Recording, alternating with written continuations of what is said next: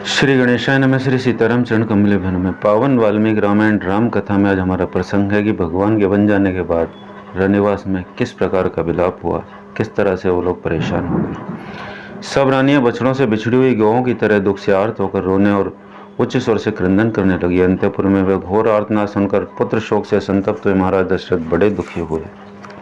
उस दिन अग्निहोत्र बंद हो गया, गृहस्थों के घर भोजन नहीं बना, प्रजाओं ने कोई काम नहीं किया। सूर्यदेव अस्ताचल को चले गए। हाथियों ने मुंह में लिया हुआ चारा छोड़ दिया। गौ ने बछड़ों को दूध नहीं पिलाया और पहले पहल पुत्र को जन्म देकर भी कोई माता प्रसन्न नहीं हुई। त्रिशंकु, मंगल, गुरु, बुध तथा अन्य समस्त ग्रह शुक्र, शनि आदि रात में वक्र गति से चंद्रमा के पास पहुंचकर दारुण होकर स्थित हो गए। नक्षत्रों की कांति फीकी पड़ गई और ग्रह निस्तेज हो गए। वे सब के सब आकाश में विपरीत मार्ग पर स्थित धूमाच्छन्न प्रतीत हो रहे थे। आकाश में छाई हुई मेघमाला वायु के वेग से उमड़े हुए समुद्र के समान प्रतीत होती थी। श्री राम के वन को जाते समय वह सारा नगर जोर जोर से हिलने लगा।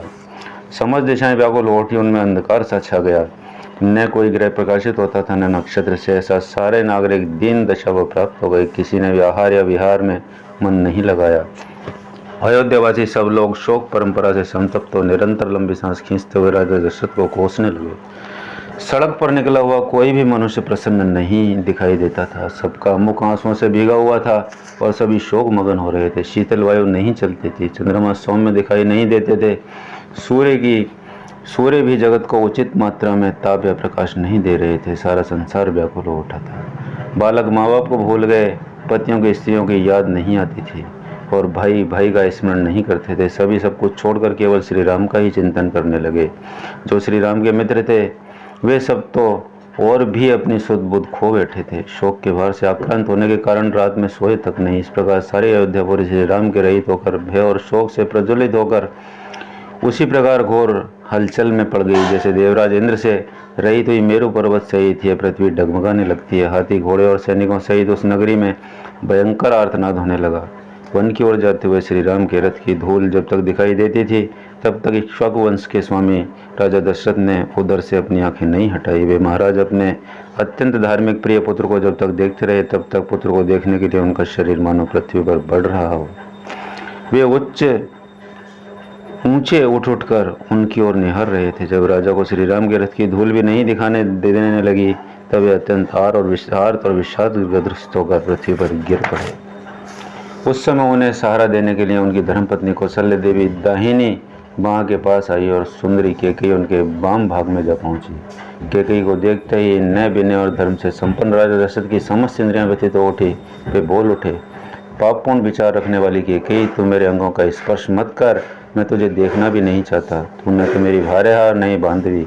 जो तेरा आश्रय लेकर जीवन निर्वाह करते हैं मैं उनका स्वामी नहीं हूँ और वे मेरे परिजन नहीं हैं। तूने केवल धन में आसक्त होकर धर्म का त्याग किया है, इसलिए मैं तेरा परित्याग करता हूँ। मैंने जो तेरा पानी ग्रहण किया है और तुझे साथ लेकर अग्नि की परिक्रमा की है, तेरे साथ का वह सारा बंधन इस लोक और परलोक के लिए भी त्याग देता हूँ। तेरा पुत्र भरत भी यदि इस विघ्न बाधा से रहित राज्य को पाकर प्रसन्न हो तो वह मेरे लिए श्राद्ध में जो कुछ पिंड या जल आदि दान करे वह मुझे प्राप्त नहीं हो। तदंतर शोक से कातर हुई कौशल्या देवी उस समय धरती पर लौटने के कारण धूल से व्याप्त हुए महाराज को उठाकर उनके साथ राजभवन की ओर लौटी। जैसे कोई जानबूझकर स्वेच्छापूर्ण ब्राह्मण की हत्या कर डाले अथवा हाथ से प्रज्वलित अग्नि का स्पर्श कर ले और ऐसा करके संतप्त होता रहे, उसी प्रकार धर्मात्मा राजा दशरथ अपने ही दिए हुए वरदान के कारण वन में गए हुए श्री राम का चिंतन करके अनुतप्त हो रहे थे। राजा दशरथ बारंबार पीछे लौटकर रथ के मार्गों पर देखने का कष्ट उठाते थे। उस समय उनका रूप राहुग्रस्त सूर्य की भांति अधिक शोभा नहीं पाता था। वे अपने प्रिय पुत्र का बारंबार स्मरण करके दुख से आतुर हो विलाप कर रहे थे। वे बेटे को नगर की सीमा पर पहुंचा हुआ समझकर इस प्रकार कहने लगे, हाय मेरे पुत्र को वन की ओर ले जाते हुए श्रेष्ठ वाहनों के पश्चिम मार्ग में दिखाई नहीं देते, परंतु उन महात्मा श्री राम का दर्शन नहीं हो पा रहा है। जो मेरे श्रेष्ठ पुत्र श्री राम चंदन से चर्चित हो तकिए का सहारा लेकर उत्तम शैयाओं पर सुख से सोते थे, उत्तम अलंकारों से विभूषित सुंदरी स्त्रियां जिन्हें व्यंजन ढुलाती थी, वे निश्चय ही आज कहीं वृक्ष की जड़ का आश्रय ले अथवा किसी काठ या पत्थर को सिर के नीचे रखकर भूमि पर शयन करेंगे। फिर अंगों में धूल लपेटे दिन की भांति लंबी लंबी सांस खींचते हुए वे उस शयन भूमि से उसी प्रकार उठेंगे जैसे किसी झरने के पास गजराज उठता है। निश्चय ही वन में रहने वाले मनुष्य लोकनाथ महाभाव श्री राम को वहाँ से अनाथ की भांति उठाकर जाते हुए देखेंगे। जो सदा सुख भोगने के योग्य हैं, वे जनक की प्यारी पुत्री सीता आज अवश्य कांटों पर पैर पड़ने से व्यथा का अनुभव करती हुई वन को जाएगी। वे वन के कष्टों से अनभिज्ञ हैं। वहाँ व्याघ्र आदि हिंसक जंतुओं का गंभीर तथा रोमांचकारी गर्जन तर्जन सुनकर निश्चय ही भयभीत हो जाएगी। अरे कैकेयी, तो अपनी कामना सफल कर ले और विधवा होकर राज्य भोग। मैं पुरुष सिंह श्री राम के बिना जीवित नहीं रह सकता। इस प्रकार विलाप करते हुए राजा दशरथ ने मरघट से नहाकर आए हुए पुरुष की भांति मनुष्यों की भारी भीड़ से घिरकर अपने शोकपूर्ण उत्तम भवन में प्रवेश किया। उन्होंने देखा अयोध्यापुरी के प्रत्येक घर का बाहरी चबूतरा और भीतरी भाग भी सूना हो रहा है, क्योंकि उन घरों के सब लोग श्री राम के पीछे चले गए। बाजार हाट बंद हैं। जो लोग नगर में हैं वे भी अत्यंत क्लांत, दुर्बल और दुख से आतुर हो रहे हैं तथा बड़ी बड़ी सड़कों पर भी बहुत अधिक आदमी आते जाते दिखाई नहीं देते। सारे नगर की अवस्था देखकर श्री राम के लिए चिंता और विलाप करते हुए राजा उसी तरह महल के भीतर गए जैसे सूर्य मेघों की घटा में छिप जाते हैं। श्री राम, लक्ष्मण और सीता से रहित वह राजभवन उस महान अक्षोभ्य जलाशय के समान जान पड़ता था जिसके भीतर के नाग को गरुड़ उठा ले गए हों। उस समय विलाप करते हुए राजा दशरथ ने गदगद वाणी में द्वारपालों से मधुर, स्पष्ट, दीनयुक्त और स्वाभाविक स्वर से रहित बात कही। मुझे शीघ्र ही श्री राम माता कौशल्या के घर में पहुंचा दो, क्योंकि मेरा हृदय को और कहीं शांति नहीं मिल सकती। ऐसी बात कहते हुए राजा दशरथ को द्वारपालों ने बड़ी विनय के साथ रानी कौशल्या के भवन में पहुंचाया और पलंग पर सुला दिया। वहां कौशल्या के भवन में प्रवेश करके पलंग पर आरूढ़ हो जाने पर भी राजा दशरथ का मन चंचल एवं मलिन हो रहा।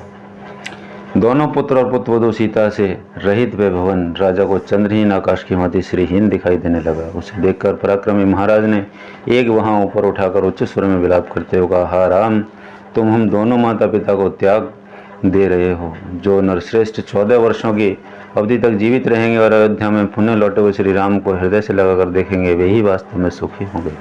तदंतर अपनी काल रात्रि के समान वह रात्रि आने पर राजा दशरथ ने आधी रात होने पर कौशल्या से इस प्रकार कहा, कौशल्य, मेरी दृष्टि श्री राम के ही साथ चली गई और अब तक नहीं लौटी, अतः मैं तुम्हें देख नहीं पाता हूँ। एक बार अपने हाथ से मेरे शरीर का स्पर्श तो करो। शैया पर पड़े हुए महाराज दशरथ को श्री राम का चिंतन करते और लंबी सांस खींचते देख देवी कौशल्या अत्यंत व्यथित हो उनके पास आ बैठी और बड़े कष्ट से विलाप करने लगी। शैया पर पड़े हुए राजा को पुत्र शोक से व्याकुल देख पुत्र के ही शोक में पीड़ित हुई कौशल्या ने उन महाराज से कहा, नरश्रेष्ठ, श्री राम पर अपना विष उड़ेलकर टेढ़ी चाल से चलने वाली कैकेयी केंचुले छोड़कर नूतन शरीर में प्रकट हुई है। सर्पणी की भांति वह स्वच्छंद विचरण करेगी। जैसे घर में रहने वाला दुष्ट सर्प बारंबार भय देता रहता है, उसी प्रकार श्री रामचंद्र जी को वनवास देकर सफल मनोरथ हुई सौभाग्य कैकेयी सदा सावधान होकर मुझे त्रास देती रहेगी। यदि श्री राम इस नगर में भीख मांगते हुए भी घर में रहते अथवा मेरे पुत्र को कैकेयी का दास भी बना दिया गया होता तो वैसा वरदान मुझे भी अभिष्ट होता। कैकेयी ने अपनी इच्छा के अनुसार श्री राम को उनके स्थान से भ्रष्ट करके वैसा ही किया है जैसे किसी अग्निहोत्री ने वह भाग अर्पित कर दिया हो। गजराज के समान मंद गति से चलने वाले वीर महाभाव धनुधर श्री राम निश्चय ही अपनी पत्नी और लक्ष्मण के साथ वन में प्रवेश कर रहे होंगे। महाराज, जिन्होंने जीवन में कभी दुख नहीं देखे, उन श्री राम, लक्ष्मण और सीता को आपने कैकेयी की बातों में आकर वन में भेज दिया। अब उन बेचारों की वनवास के कष्ट भोगने के सिवा और क्या अवस्था होगी। रत्न तुल्य उत्तम वस्तुओं से वंचित वे तीनों तरुण सुख स्वरूप फल भोगने के समय घर से निकाल दिए गए। वे बेचारे फल मूल का भोजन करके कैसे रह सकेंगे। क्या फिर मेरे शोक को नष्ट करने वाला वह शुभ समय आएगा जब मैं सीता और लक्ष्मण के साथ वन में लौटे हुए श्री राम को देखूंगी। कब वह शुभ अवसर प्राप्त होगा जबकि वीर श्री राम और लक्ष्मण वन से लौट आए।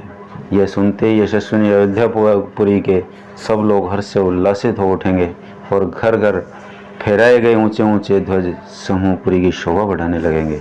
और से श्री राम और लक्ष्मण को पुनः वनवास से आया हुआ देखिए अयोध्यापुरी पूर्णिमा के उमड़ते हुए समुद्र की भांति कब हर्षोल्लास से परिपूर्ण होगी। जैसे सान गाय को आगे करके चलता है, उसी प्रकार वीर महाभाव श्री राम रथ पर सीता को आगे करके कब अयोध्यापुरी में प्रवेश करेंगे। कब यहाँ के सहस्त्रों मनुष्यपुरी में प्रवेश करते हैं और राजमार्ग पर चलते हुए मेरे दोनों शत्रुदमन पुत्रों पर लावा खील की वर्षा करेंगे।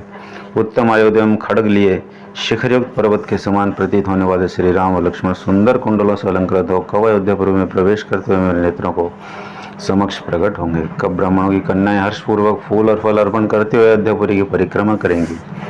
कब ज्ञान के बढ़े और अवस्था में देवताओं के समान तेजस्वी धर्मात्मा श्री राम उत्तम वर्षा की भांति जन समुदाय का लालन करते हुए यहाँ पधारेंगे।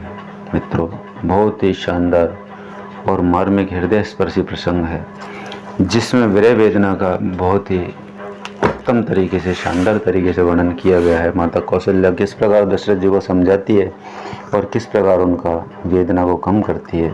यह पावन प्रसंग। धन्यवाद। नमस्कार।